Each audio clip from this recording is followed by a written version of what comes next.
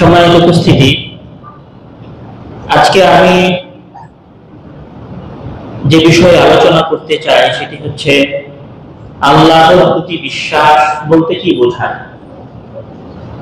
এখানে অনেক কথাই আছে যেটা আমরা অনেকেই জানি। আমি শুধু চেষ্টা করবো যে আপনাদের চিন্তাটাকে একটু গুছিয়ে দেওয়া।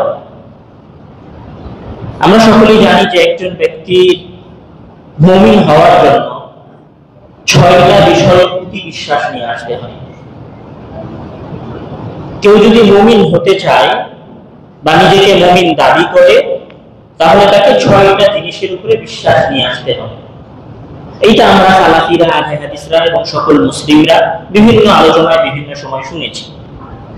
এবং রাসূল সাল্লাল্লাহু আলাইহি ওয়াসাল্লামের সেই বিখ্যাত হাদিস, যেটা হাদিসে জিবরিল নামে পরিচিত, ওনাকে যখন জিজ্ঞাসা করা হয়েছিল রাসূল সাল্লাল্লাহু আলাইহি ওয়াসাল্লামকে যে ঈমান কি, তখন উনি বলেছিলেন যে আনতুমিনা বিল্লাহি ওয়া মালাইকাতিহি ওয়া কুতুবিহি ওয়া রাসূলিহি ওয়াল ইয়াউমিল আখির বিল কদরি খাইরিহি ওয়া শাররিহি। ঈমান মানে একজন ব্যক্তি আল্লাহর প্রতি বিশ্বাস স্থাপন করবে,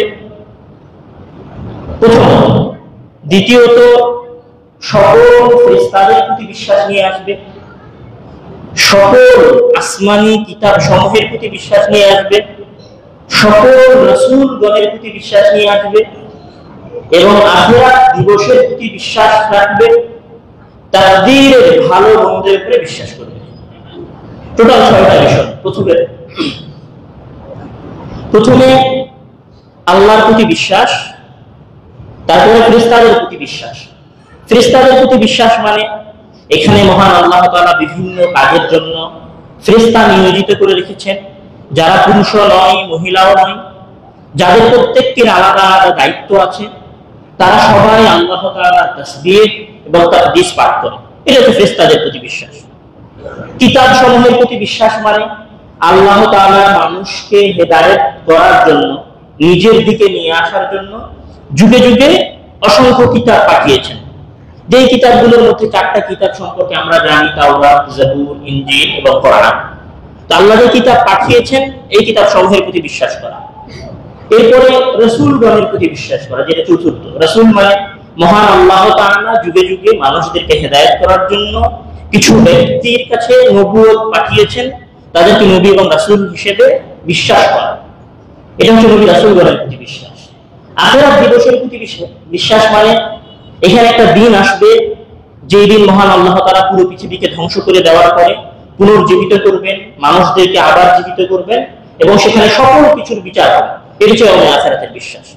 ষষ্ঠ বিশ্বাস হচ্ছে তাকদীরের ভালো মন্দের উপরে বিশ্বাস, তথা আল্লাহ তাআলা সবকিছুই জানেন, সুতরাং উনি মানুষের তাকদীর লিপিবদ্ধ করে ফেলেছেন। মানে তাকদীরটা হচ্ছে আল্লাহর জ্ঞান, আল্লাহর ইলম। যেহেতু উনি সব জানেন, সেহেতু উনি লিখে দিয়েছেন যে কে কি করবে, লেখা আছে, সব আল্লাহ জানেন। এই বিশ্বাসটাকে বলা হয় তাকদীরের ভালো মন্দের প্রতি বিশ্বাস। কিন্তু আজকে আমাদের আলোচনার বিষয়বস্তু হচ্ছে যে অ্যাকচুয়ালি আল্লাহর প্রতি বিশ্বাস বলতে কি বোঝায়। আমি যদি বলি যে আল্লাহর প্রতি বিশ্বাস বলতে যেটা বোঝায়, সেটার একটা পরিচিত শব্দ আমাদের সকলের কাছে আছে। আল্লাহর প্রতি বিশ্বাসটা 3 স্তরে বিভক্ত। আমি পরিভাষাগুলো এগিয়ে যাওয়ার চেষ্টা করব। আল্লাহর প্রতি বিশ্বাসটা বা আল্লাহর পরিচয়ের বিশ্বাসটা 3টা স্তরে বিভক্ত। এই আলোচনাটা আমাদের পুরো আহলে হাদিস সমাজে তাওহীদের আলোচনা বলে পরিচিত। আমরা সবাই তাওহীদ মানে সালাফি মানেই, আহলে হাদিস মানেই তাওহীদ। তাওহীদ ঠিক হতে হবে। অসংখ্য আলোচনা আমরা এই বিষয়ে শুনেছি। আসলে আমরা যখন বেশি বেশি তাওহীদ করি, তখন আমাদের দেশের হানাফি ভাইরা মনে করে যে আহলে হাদিসরা শুধু তাওহীদ নিয়েই পড়ে থাকে। আসলে তাওহীদের হানাফিও নাই, তাওহীদের আহলে হাদিসও নাই। তাওহীদ না হানাফি না আহলে হাদিস। তাওহীদ হচ্ছে আল্লাহর প্রতি বিশ্বাস।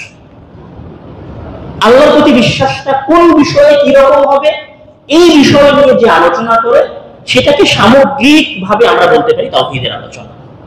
এটা সালাফি বা আহলে হাদিস বলে কোনো রূপ নাই। এই তাওহীদের যেটা প্রথম স্তর, মানে আল্লাহর প্রতি বিশ্বাসের যেটা প্রথম স্তর, সেটা হচ্ছে পারিভাষিক ওয়ার্ড যদি আমরা ব্যবহার করি এখানে, তাহলে হবে তাওহীদুল রুবুবিয়্যাহ। আমি সেটা মনে রাখার জন্য বলবো না। আল্লাহর প্রতি বিশ্বাসের প্রথম স্তর হচ্ছে পৃথিবী পরিচালনার ক্ষেত্রে মহান আল্লাহ তাআলাকে এক বলে জানা এবং মানা। এটা হচ্ছে বিশ্বাসের প্রথম স্তর। পৃথিবী পরিচালনার ক্ষেত্রে মহান আল্লাহ তাআলাকে এক বলে জানা এবং মানা। এবং আল্লাহ তাআলা সবচেয়ে মজার বিষয় হচ্ছে পবিত্র কোরআনে আল্লাহ তাআলা যে বিষয়টার কথা অনেক বেশি উল্লেখ করেছেন সেটা হচ্ছে তাওহীদুল রুবুবিয়্যাহ, বা সেটি হচ্ছে পৃথিবী পরিচালনার ক্ষেত্রে আল্লাহ তাআলা এক এবং অদ্বিতীয় এই বিষয়ের কথা। এটার যদি আমি একদম সবচেয়ে সহজ আপনাদের মনে রাখার মতো দলিল দেই, তাহলে সূরা ফাতিহার প্রথম আয়াত, আলহামদুলিল্লাহি রাব্বিল আলামিন, সকল প্রশংসা বিশ্ব, আলহামদুলিল্লাহি রাব্বিল আলামিন, সকল প্রশংসা বিশ্ব জাহানের একমাত্র প্রতিপালকের জন্য। মানে পুরো বিশ্ব জগৎ সমূহ, মানে একটা পৃথিবী না, এখানে পৃথিবীর মতো হাজারো লক্ষ কোটি তারকা আছে, গ্রহ আছে, এখানে ছায়াপথ আছে, গ্যালাক্সি আছে, আসমান আছে, আসমানের এই জমিনের নিচে আরো জমিন আছে, সমুদ্র আছে, এই পৃথিবীর বাইরে আরো অনেক কিছু আছে। এই সকল কিছু যিনি দেখাশোনা করেন সেটা হচ্ছে একমাত্র আল্লাহ তাআলা। এই বিশ্বাসটা করা, এই জন্য আল্লাহ তাআলা প্রথমে যেমন উনি বলছেন যে এই বিশ্বাসটা দেওয়ার জন্য মহান আল্লাহ তাআলা বলছেন, আপনারা প্রত্যেক জুমার সালাতে একটা সূরা অনেক বেশি শোনেন, সেটার শেষের দিকের আয়াত, আফালা ইয়ানজুরুনা ইলাল ইবলি কাইফা খুলিকাত ওয়া ইলাস সামাই কাইফা রুফিআত, তারা কি উটের দিকে দেখে না যে আমি উটকে কিভাবে সৃষ্টি করেছি, ওয়া ইলাস সামাই কাইফা রুফিআত, তারা কি দেখে না আমি কিভাবে আসমানকে উচ্চ করেছি, ওয়া ইলাল আরদি কাইফা সুতিহাত, তারা কি দেখে না যে আমি জমিনকে একাই কিভাবে সমতল করেছি। এই বিষয়টাই কোরআনে আমাদের অনেক পরিচিত সূরা, পবিত্র কোরআনের আম্মা পারার প্রথম সূরা, যেখানে আম্মা ইয়াতাসাআলুন দিয়ে যে সূরা শুরু হয়েছে, ওখানে মহান আল্লাহ তাআলা বলেছেন যে আলাম নাজআলিল আরদা মিহাদা, মানে আমি কি জমিনকে তোমাদের চলাচলের উপযুক্ত করিনি, ওয়াল জিবালা আওতাদা, আমরা কি একাই এই পৃথিবী, এই পাহাড় সমূহকে পৃথিবীর পেরেক হিসেবে স্থাপন করিনি। ওখানে উনি বলছেন যে আন্নাহার মাআশা, মহান আল্লাহ তাআলা ওখানে পৃথিবীর সৃষ্টির বর্ণনা দিয়েছেন। এবং কোথাও তিনি বলেছেন যে ইন্না ফি খালকিস সামাওয়াতি ওয়াল আরদি ওয়া ইখতিলাফিল লাইলি ওয়ান নাহারি লাআয়াতিন লিউলিল আলবাব। তারপরে যদি পবিত্র কোরআনের এই আয়াতগুলো দেখেন, এই আয়াতগুলো সবই এই বিষয়ের আয়াত যে পৃথিবী পরিচালনার ক্ষেত্রে মহান আল্লাহ তাআলা এক এবং অদ্বিতীয়। তো এই আলোচনাটা মহান আল্লাহ তাআলা কখনো দুনিয়ার সাথে, আসমানের সাথে, কখনো সৃষ্টি জগতের সাথে সম্পৃক্ত করেছেন। আবার এই আলোচনাটাই মহান আল্লাহ তাআলা কখনো মানুষের রিজিকের সাথে, মানে পৃথিবী পরিচালনার ক্ষেত্রে আল্লাহ তাআলা এক এবং অদ্বিতীয় আরেকটা রূপ হচ্ছে এই পৃথিবীর সকল সৃষ্টির রুজি এবং রুটির ব্যবস্থা মহান আল্লাহ তাআলা করেন। যেমন মহান আল্লাহ তাআলা বলেছেন যে ইন্না সাবাবনাল মা'a সাব্বা ফালইয়ানজুরুল ইনসানু ইলা তা'আমিহি আন্না সাবাবনাল মা'a সাব্বা ফালইয়ানজুরুল ইনসানু ইলা তা'আমিহি, মানুষ যেন তাদের খাবারের দিকে দেখে। ইন্না সাবাবনাল মা'a সাব্বা, আমরা আসমান থেকে অনেক পানি বর্ষণ করেছি। সুম্মা শাকাকনাল আরদা শাক্কা, তারপর আমরা জমিনকে চাষের উপযুক্ত করেছি। তারপরে মহান আল্লাহ তাআলা এখানে আরো বলছেন যে ফাআমবাতনা ফিহা হাব্বান ওয়া ইনাবান ওয়া কাদবা ওয়া যাইতুনান ওয়া নাখলা ওয়া হাদাইকা গুলবা ওয়া ফাতিহাতান ওয়া আব্বা মাতাআন লাকুম ওয়া লিআনআমিকুম, মানে হে মানুষ, আমি পুরো পৃথিবী সৃষ্টি করেছি।